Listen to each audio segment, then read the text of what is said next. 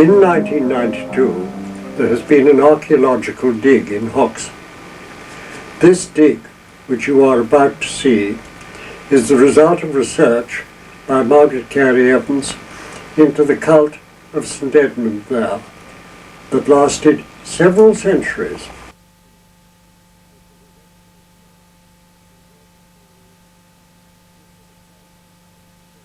Do tell us what first interested you in this subject.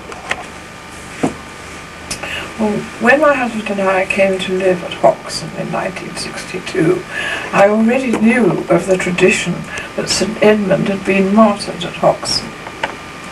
His main cult, of course, was at Bury, in the great abbey there, where his body was enshrined. But it had long been thought that the place of the actual martyrdom was Hoxton. But when I looked it all up in the Oxford Book of Saints, I discovered to my surprise that he was said to have been martyred at Helsdon, Norfolk.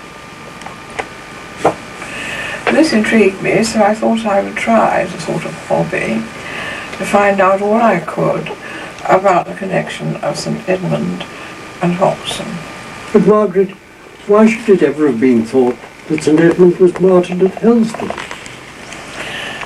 Well, it really goes back to the very first account of the martyrdom, which was written about 100 years after he was killed by the Danes in 869. According to the very first account written by a monk called Abbo in about 950, he was murdered at a place called Hegil's Doon. Well, throughout the Middle Ages, Hegil's Doon was thought to be just another name for Hoxton. But at the beginning of this century, historians were not satisfied with that, and they were very much studying place names.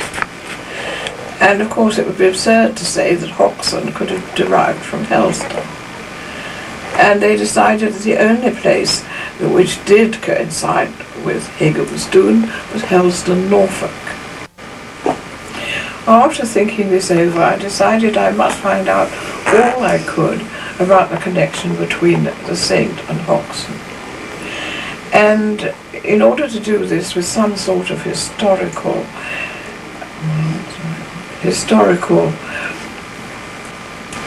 certainty, I got in touch with a great friend of mine who is a medieval historian and put me onto material which up till then had never been dealt with before.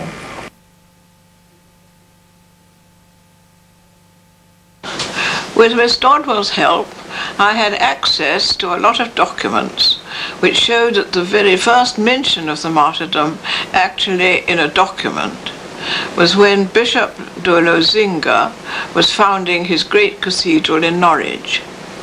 And he appropriates the chapel of St. Edmund at Hoxton to the service of his cathedral.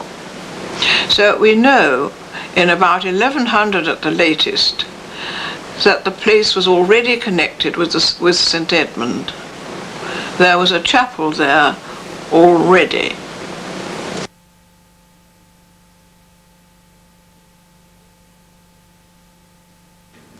The site of the old priory at Cross Street in Hoxton.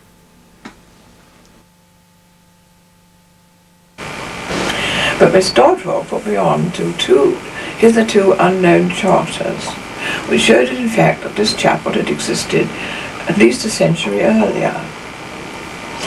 And this was particularly interesting because it brings the sanction, as it were, of Bury to the idea that St. Edmund was connected with Hoxton.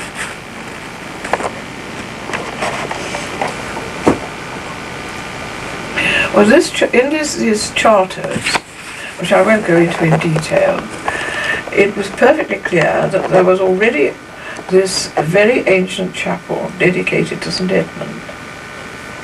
And by the charter, the governor of Bury himself, who was a very rich and important man, and his wife, obtained possession of the chapel with the purpose of building it up either into a new building or enlarging what was already there. And this actually took place. And at the death of the governor of Bury, it passed back to the cathedral priory in Norwich, but only on the condition that a little monastery was attached to the chapel. And this became a priory cell of the cathedral priory of Norwich. And from this cell evolved the whole cult of St. Edmund, based on the idea that he had been murdered at Hoxton. We're not quite sure of what date this cult began, because many of the documents have been destroyed or lost. But at any rate, by the year 1300, we do know that there were two chapels in operation. You may wonder why there were two chapels, but if you remember the account of the martyrdom of the saint, he was murdered in one place, but when the Danes had cut off his head, they took the head and buried it in a wood because they wanted to prevent Christian burial. And it was only by a miracle that the head was found, guarded by a wolf sent by God to prevent the destruction of the head before it was found, and the head itself calling out, "Here, here." Well, because there were two aspects of the murder: the actual place where he was martyred and the place where the head was found. There had to be two chapels in two different places in Hoxton. And one chapel we know was the chapel connected with the monastery. And we also know from the long tradition that that was at Cross Street. And we know from the archives of the little priory that these two chapels were called by two different names.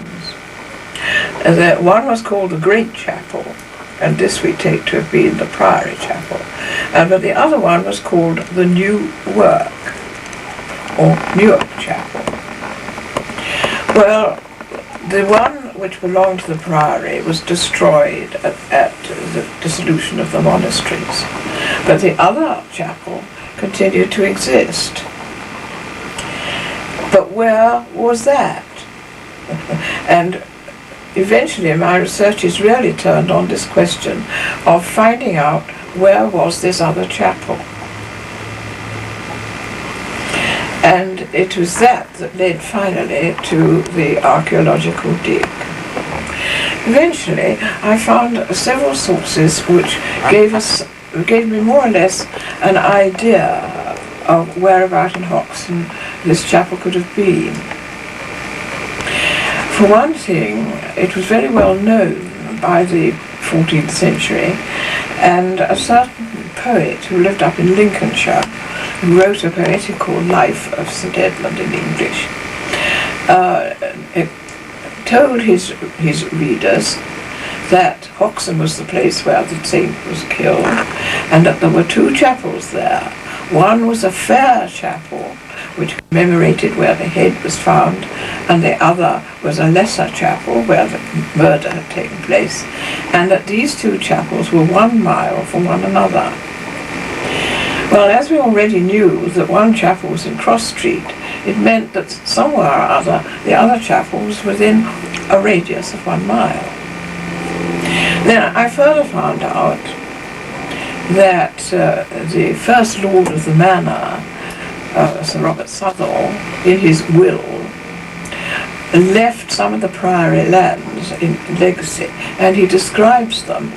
There were certain fields, and among these fields was one called Chapel Field.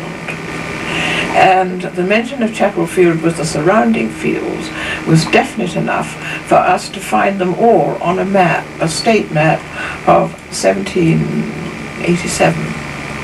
So we therefore had some sort of clue as to the whereabouts, but not the actual site. The next thing to be done, having a general idea, was to try and find out on the actual land whether there was any sign of a building having existed. And at this point it seemed right to call in professional help. And we got in touch with the archaeological unit in Bury, and Mr. Bob Carr came over and organised a field walk on the site that we had pinpointed. I would also have told you, in fact, which I've forgotten for the moment, that what really pinpointed the thing was an aerial photograph that Philip had produced for us. And this map was taken in 1973, where all the hedges were still in existence, marking all the fields. And we could compare that with the older maps with the field names on, and actually find out where Chapel Peace was and the actual chapel. And on that site, the field walk took place with very, very gratifying results, because the most extraordinary amount of very high class glazed tiles were found, and a piece of bronze which eventually was decided to have been part of a bell hanging place, and in fact Bob Carr was completely satisfied. He wrote a report which showed that was the site, that it was the site of a building of some importance and not a farmhouse, and for the moment things rested there. But he also came to the conclusion that it would be interesting to see if there was any fabric left. Well, at this point I retired. For one thing, I was no longer able to walk very well, and I couldn't do all the rough walking and so on. And I handed the next stage over to Norman Midgley and Philip Gunton and other people who were interested, so that the story really goes on from there. Work started on site and continued intermittently for several weeks. We're standing in, or the particular part of this big field which we're standing in, was known as Chapel Field out in the 17th century. But since then the old boundaries are long since gone, and this is just in the centre of a very large field, and in the back you can see the farm at Cross Street, which is Mr. Havers's. Every item which is found which could be of interest is marked on the map. Every particular item. A lot of dedicated work is being carried out by the Archaeological Conservation Unit of the Suffolk County Council.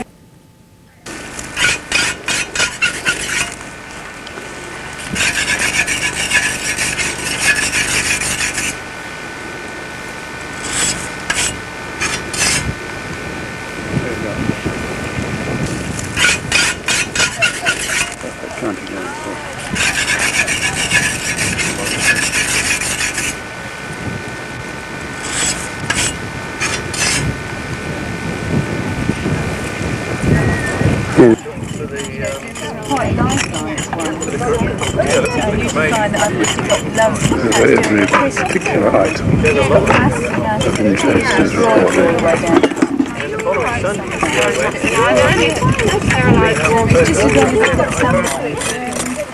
The thickness of the walk and the clearly seen. There's the archway with the image over there.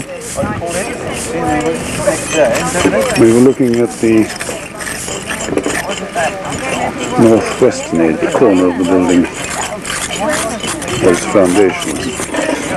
We're looking now towards the southwestern edge. So would it have been above the actual This is Mrs. Carey Evans seated in the chair. That's the west end. Yeah, really. Well, it seems to have lost Person who it's a bit has inspired the whole of this investigation. It's still got all the water in the tank. I think it's a bit Chelsea because the corner of the field comes down so this has gone under the plough, and all we've got, we've tilted the wall width there between the two lots of clay, and it's got a gravelly fill. So that's what's defining the edge. And it does show quite well on the edge there. Around on that side.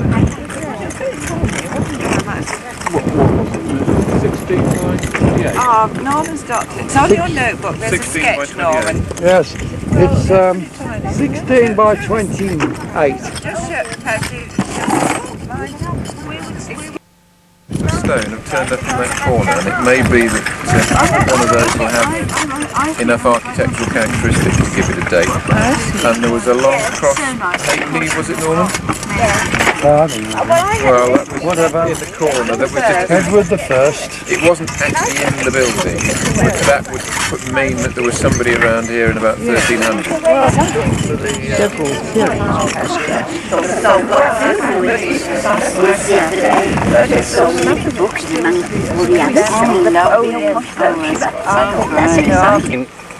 It's an enormous great field now, yes. But I mean, at one time it was broken up into about 7 altogether. Yes, we had photos of 1983.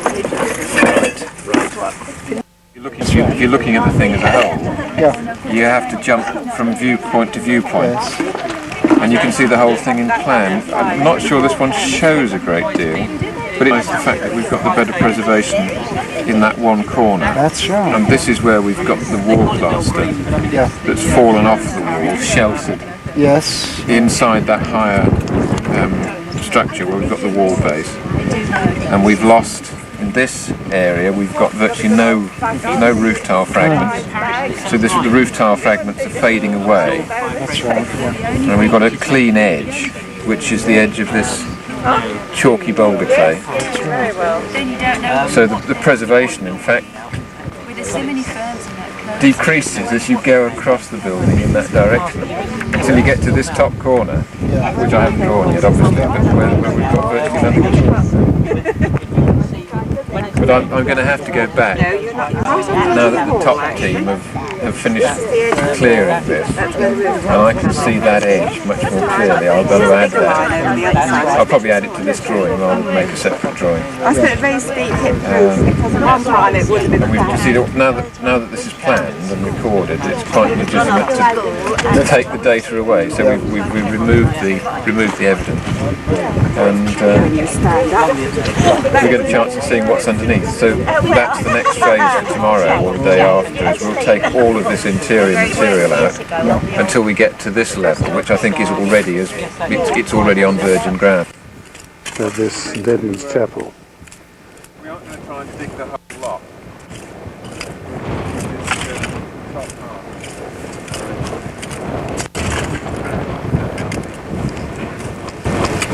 You'll see that what they've done is to go below the surface,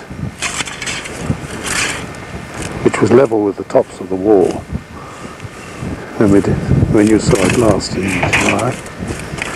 And we're just going down to see how far the foundations go.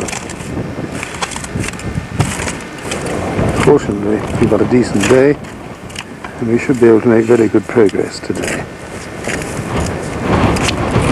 But of course, coffee breaks must come into it sometime. Well, we worked all morning. As you can see now, the shadows are lengthening. And this is what we can now show you.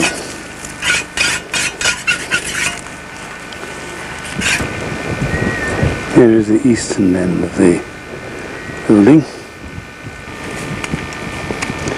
We have been trying to find the bottom of the foundations, but so far we've not done so. We've gone down about 2 feet.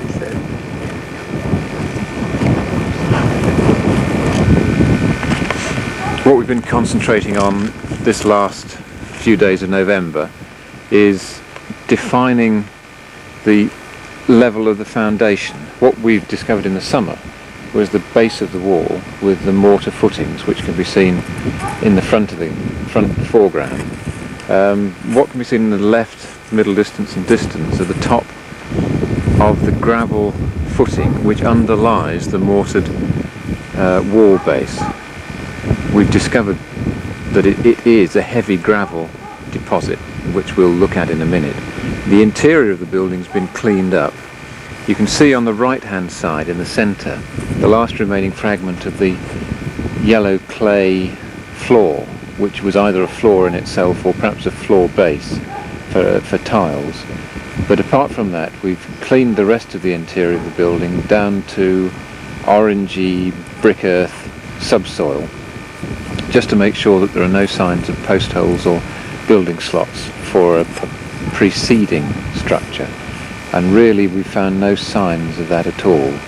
There are areas of burning in the left middles showing underneath that clay floor, and in the foreground around about the ranging pole there are other areas of general disturbance, probably I would say shrubs and trees growing in the building after the roof had come down. On the right hand side you can see that we've been beginning to dig out the footings on the south wall, really because that was an area where an awful lot of tile from the roof collapse was concentrated, and we're trying to discover whether they robbed out a doorway on the south side, and that's certainly where we would expect the doorway to be. At the minute the results are not particularly specific. I can't say exactly what's going on, but it appears to be disturbed footing with tile in it, whereas in the trench at the foreground, which we're still working on, footing is just of gravel. It's very clean, there's no tile, no bone nor oyster shell, none of the other things we found elsewhere on the site. And as you can see, it's deep. It's at least a metre down, and we haven't reached the bottom yet. So it's got a very substantial footing indeed. Miss Bob Carr made those remarks. I don't know. No. They did another day's excavation on the Thursday, and they've discovered in fact that the depth of the foundations is now approximately a metre deep, far deeper than we thought, but it shows up quite clearly. No, I'm a modern builder. Also, what has put upset all our calculations is that when they were concluding their excavations on that Thursday, they discovered this.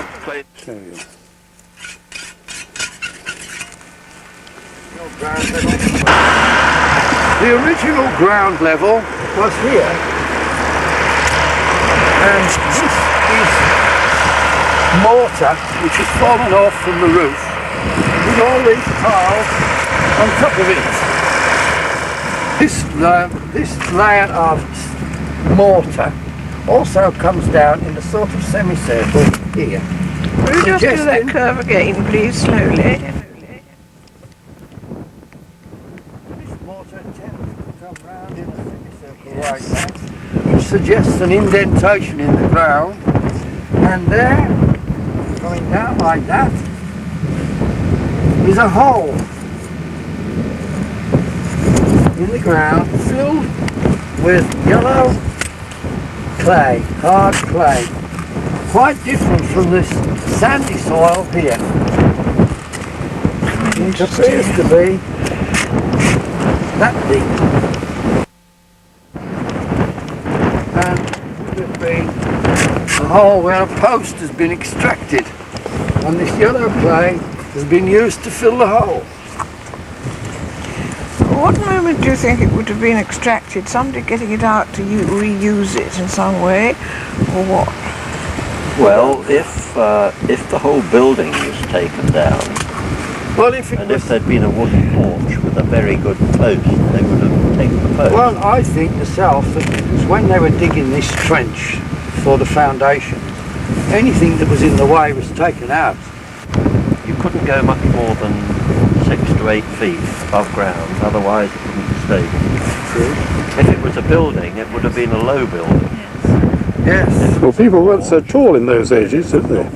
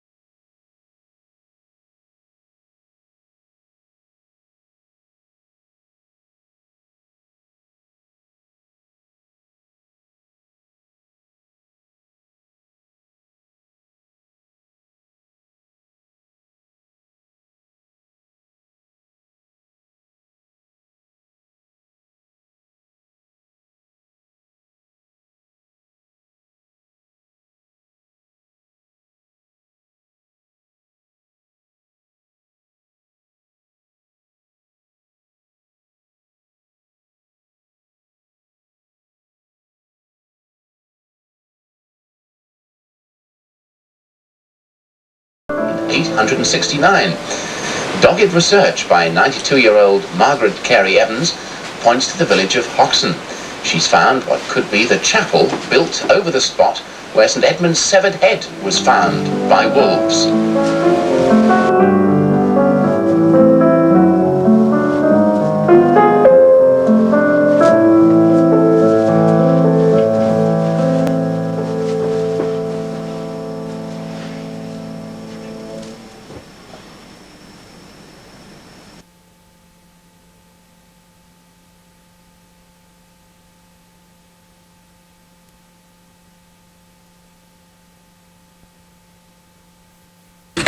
Today is the 25th of April 1993, and we have restarted on the excavations of the chapel site.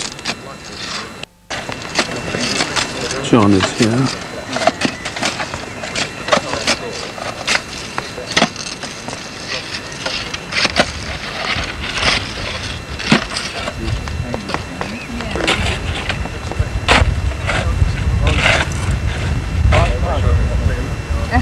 Another yard, and then when we've done that, we'll take that same yard down again. We'll ask Bob about that area there. The line of more there, so we won't take that out. Then a layer of mortar to bed the tiles down, and then the tile, and you've got all three. Got the left, yeah. I don't quite see why that should be, unless it's the top surface of the footing. So you had the whole building. Demolition contractor comes in, he takes the wall away. Somebody at the corner gets the shower away. Young Fred, the apprentice, he digs into the footing, and then parts of the tile floor, because I could be stood on where those tiles came from. Just get whoosh in. Yeah. It's either that, or those have been incorporated in the footings, and they come from an.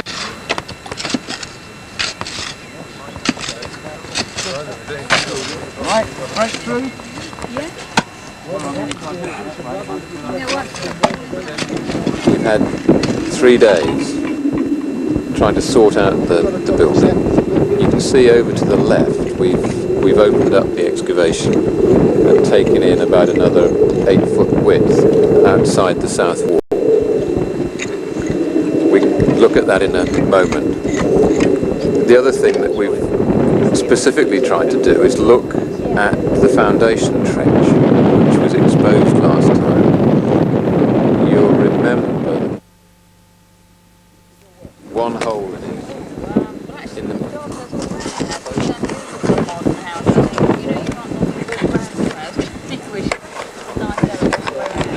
it is very nearly 5 feet deep.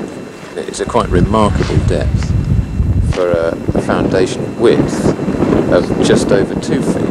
You can see Mike Hardy looking down the hole now, and the top of the ranging pole sticking out of it, just showing 60 centimetres visible. The footing is made out of gravel, which has been packed in, and in that gravel there's a certain amount of tile and brickwork. Stop for a moment, okay. so I can go forward and see them.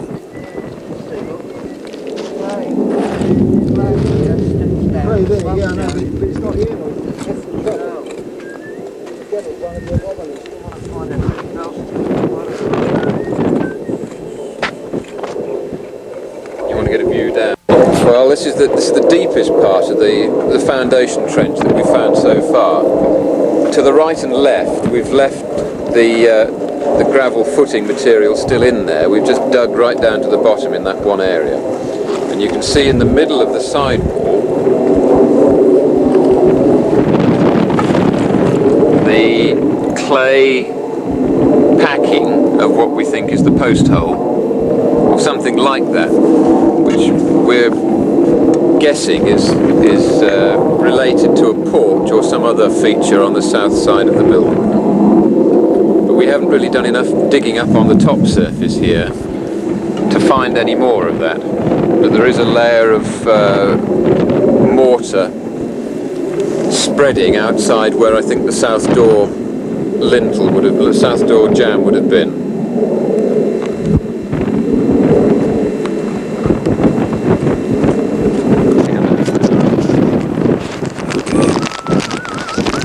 Right, this is a bronze casting canter that we found just outside the area of the south door. You can see that there's a cross in the middle, and then there's an inscription which we can't read, it's too badly corroded, around the outside. And on the reverse, if I can manage to turn it over, there's a floral pattern which I think includes fleur-de-lis, and this is the reason for suggesting it's French, probably of the 14th or 15th century. It's rather hard, you'll understand, to date it at this stage until we've got it cleaned and had a good look at it.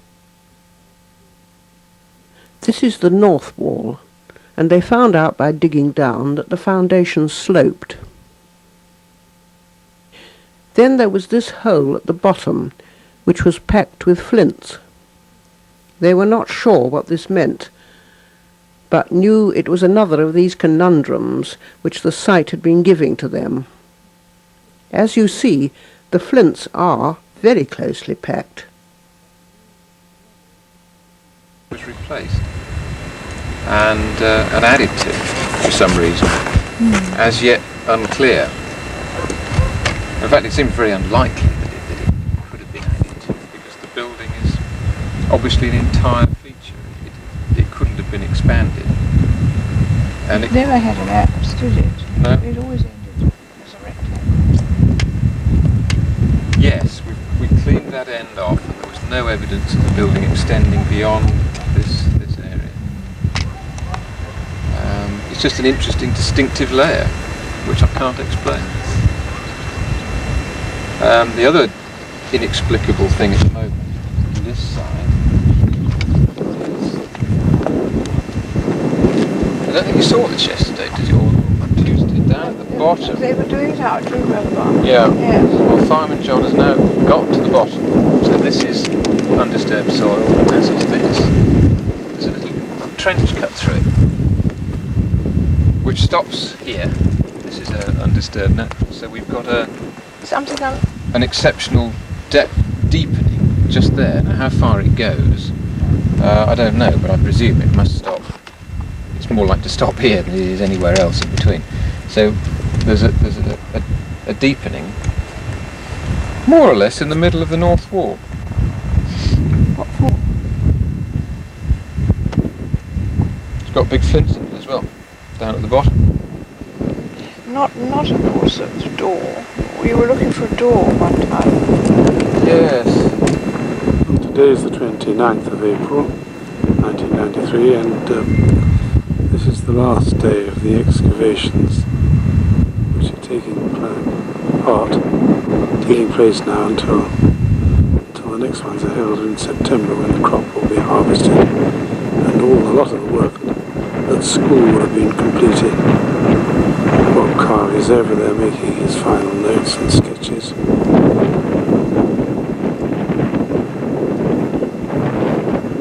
I'll get him to tell you something about it later on. Doing a long vacation. Mm-hmm. That's right. It's a nice summertime occupation. Come and rebuild the chapel.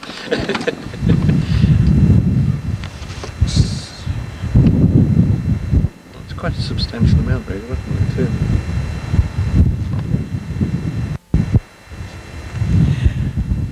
Right, well, I think Bob, probably we